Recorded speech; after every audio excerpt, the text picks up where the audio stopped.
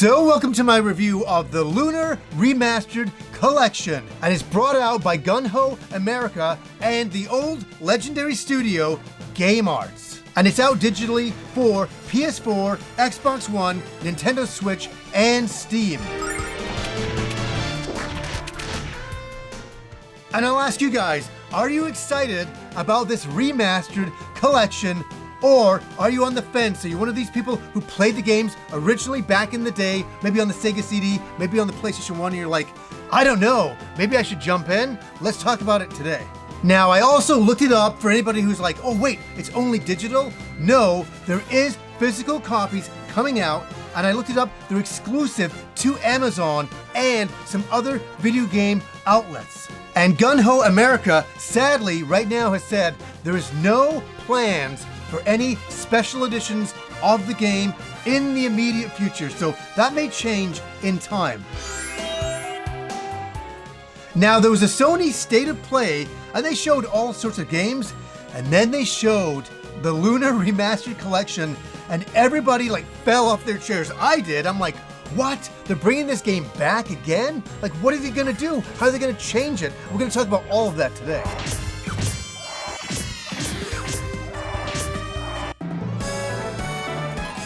So let's go back to the very beginning and go back to 1993 when they released Lunar, the Silver Star Story, right here for the Sega CD. And I've mentioned it many times. I bought this nearly 30 plus years ago now, and I sold most of my video game collection to buy this and a Sega CD-X to play it on.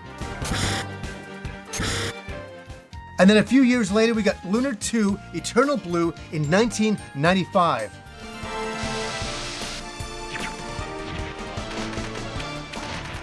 And I want to say something, these remastered versions are not of the old Sega CD versions. They're remasters of the original PlayStation 1 games right here, where we have Lunar, the Silver Star Story. This was released in 1999, and I'm so happy to get that back in the day. And Lunar 2 Eternal Blue was released in the year 2000. Both of these games came to PS1, and they're known as the complete versions of the game until now. So in this new remastered version is the classic original games and the remastered versions of those games as well. And I'm going to show right now the classic version and the remastered version side by side to show you the difference with some of the opening cinematics and visuals.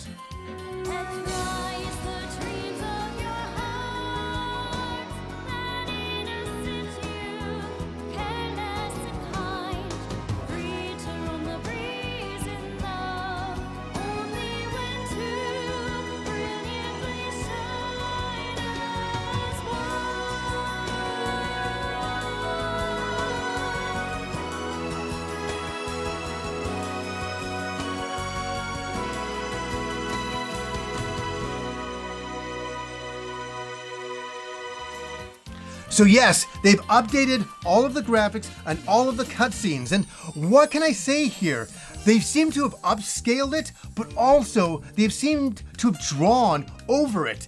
And I've compared both versions together and looked at them, especially for, let's say, Lunar, the Silver Star Story, just the opening cinematic, the opening movie, comparing them. I sat side by side and was looking at these, and I was like, they didn't just upscale it, or it would just be a pixelated mess.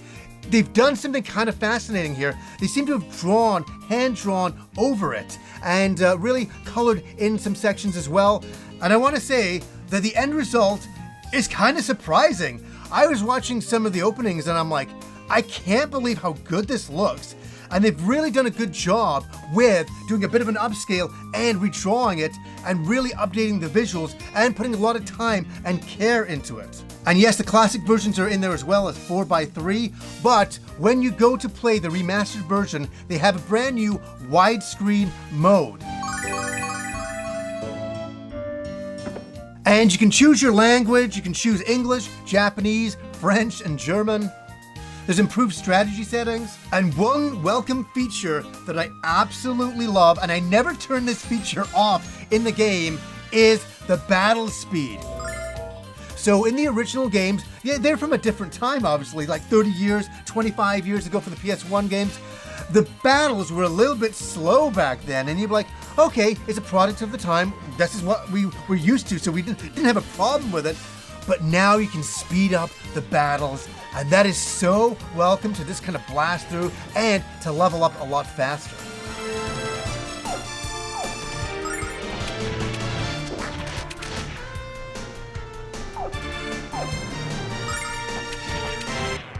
And here's something that may be controversial for quite a few people.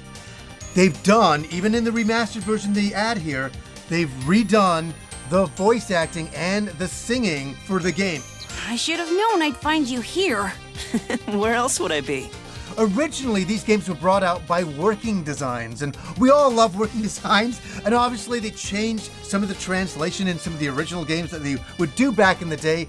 Some fans loved them, some fans didn't. So when GungHo America came in, they're like, no, we're changing all the voice acting. And so for anybody who's wishing that the old voice acting is there, it's not. Something's gone very wrong. The old, Working Designs games, they're still here. So if you love the originals, you're gonna have to play the originals for that. But let's talk about the voice acting. To be honest with you, at first, it was so subtle that they've done such a great job by kind of like duplicating the voice acting from back then and implementing new voices for now, that there was times when I couldn't really kind of even notice. For the love of Altina, please don't tell me you're hearing voices now. I'm sure I heard something.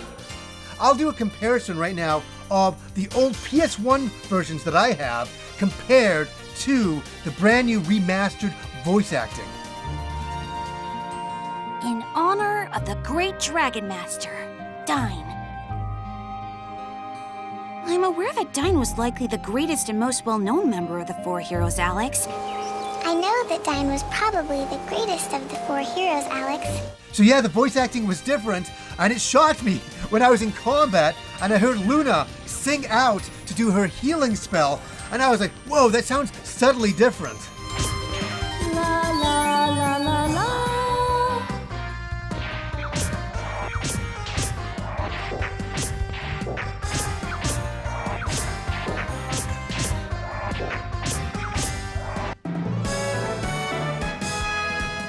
So let's talk briefly about the stories of these games without any spoilers, just so you have an idea of what the story content kind of is about.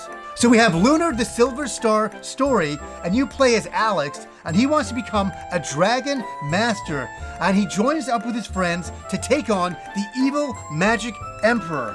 And the one thing that I'll add to this is that it really is a tale of innocence, of a bunch of younger people who go on an adventure. There's no time for us to waste getting started on our big adventure.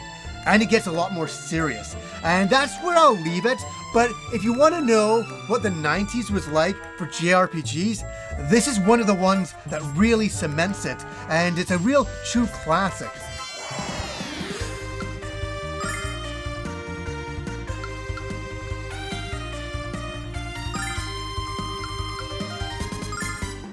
And Lunar 2 Eternal Blue takes place 1,000 years after Lunar 1, and you play as a young hero who meets up with this blue-haired woman who is trying to stop Zophar, who wants to destroy the world. Ah, the rope broke!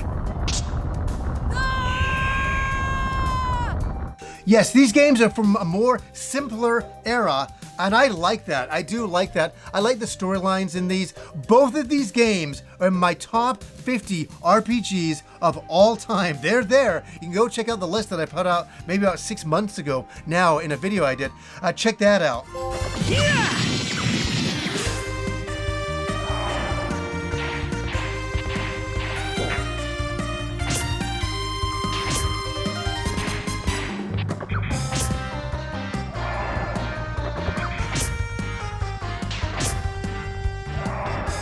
So what are my nitpicks with this?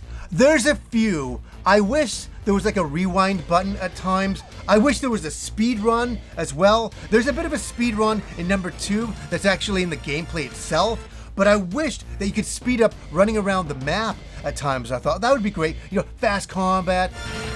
and fast running would have really kind of sparked things up a little bit, but it's still pretty all right. And thus your mission must be urgent.